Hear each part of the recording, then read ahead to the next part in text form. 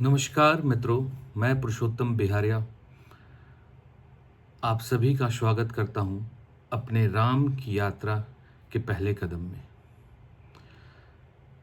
आज जो हमारी कहानी है वो है शिव पिनाक की। शिव पिनाक मतलब शिव का धनुष अपने आप में बहुत ही विख्यात और प्रख्यात और शक्तिशाली था।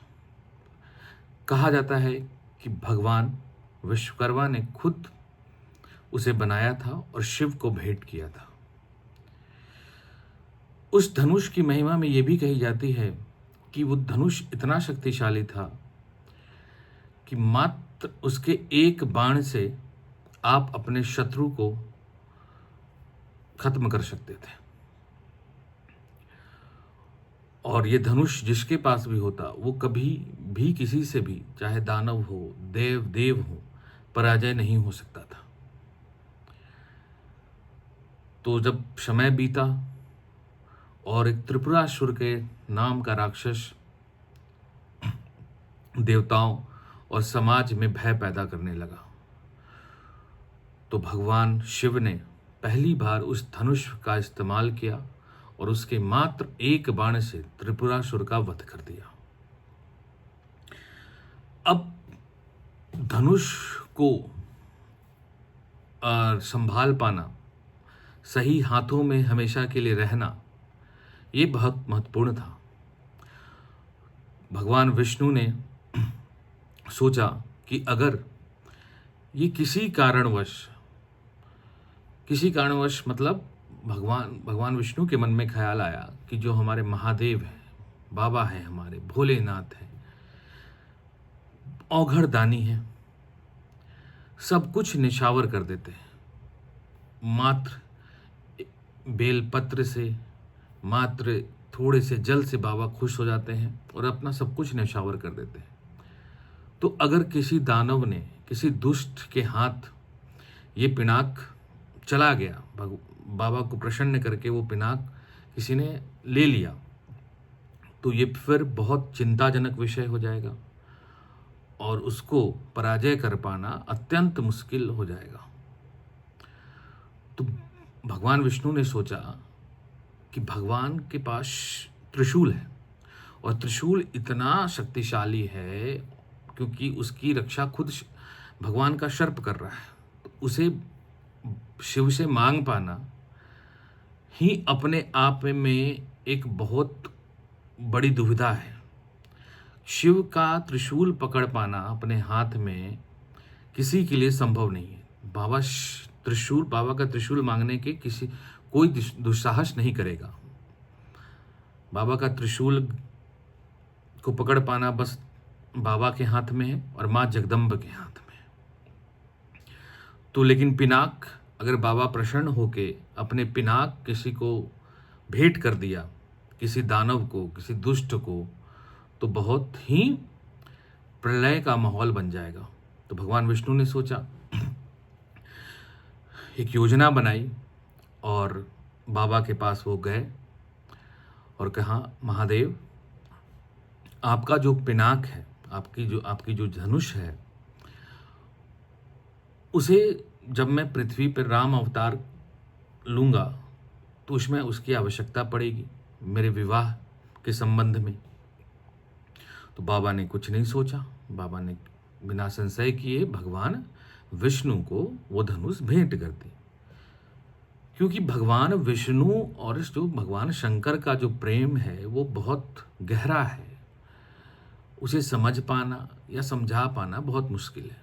आप यही थोड़ा सा अंदाज़ा लगा सकते हैं इससे कि जब भगवान ने जब अवतार लिया तो भगवान शिव उनके साथ हमेशा रहे, चाहे वो हनुमान जी के रूप में हो। जब भगवान विष्णु ने राम अवतार लिया तो भगवान शिव अब हनुमान जी के रूप में उनके साथ रहे।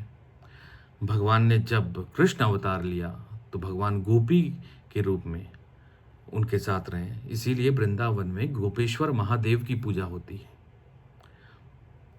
तो जब विष्णु को धनुष बाबा ने भेंट कर दिया तो कुछ समय बाद विष्णु ने देवताओं को धनुष सौंपा और देवताओं ने फिर महाराजा जनक के पूर्वज देवव्रत को वो धनुष सौंप दिया, दे दिया। जब समय बीता, भगवान का रामावतार हुआ। जब राम और सिया की मिलन की बेला आई, मतलब विवाह का समय आया, तो उस महाराजा जनक ने घोषणा कर दी थी कि भाई जो भी इस धनुष की प्रत्यंचा को चढ़ाएगा वही मेरी पुत्री सीता से विवाह कर पाएगा। ऑब्वियस सी बात थी, क्योंकि वो शिव का धनुष था। किसी में भी ये क्षमता नहीं थी कि शिव के मर्जी के बगैर उसे उठा सके। तो भगवान राम ने, भगवान विष्णु ने ये सोचा कि अगर मैं सिर्फ इसकी प्रत्यंचा चढ़ा दूं तो इससे तो फिर शिव जो पिनाक है वो शिव के पास चला जाएगा, इसका उद्देश्य पूर्ण होने के बाद।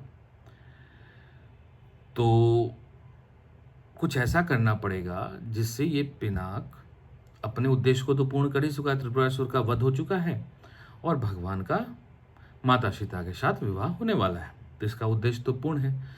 तो क्यों ना इसे नष्ट कर दिया जाए जिससे ये किसी दानव या दुष्ट के हाथों में ना जा पाए।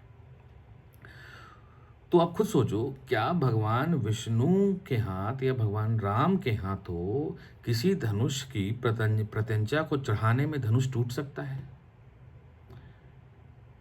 भगवान से तो एक कमल के फूल की पंखुड़ी का टूटना भी 100 किलोमीटर प्रति घंटा के रफ्तार से भी वो चल रहे हों, वो भी मुश्किल है, वो भी असंभव है। तो भाई प्रत्यंचा को चढ़ाते समय भगवान विष्णु से या भगवान उनके अवतार भगवान राम से धनुष टूट जाए, ये तो अविश्वसनीय होगा।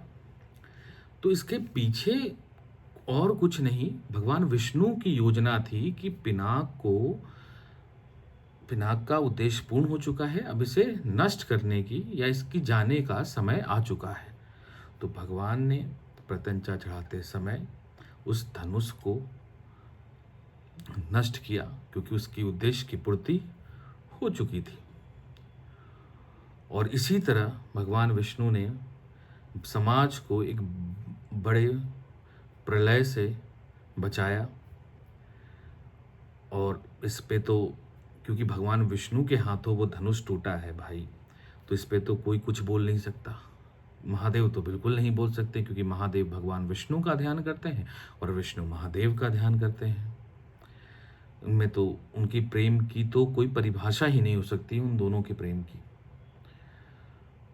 तो भगवान विष्णु ने अपने राम अवतार के समय इस तरीके से आने वाले खतरे को टाला, समाज को एक बड़े प्रलय से रोका, देवताओं की चिंता को दूर किया और राम और सिया का मिलन हुआ। जब धनुष टूटा, धनुष भंग हुआ, तो फिर आज के लिए इतना ही।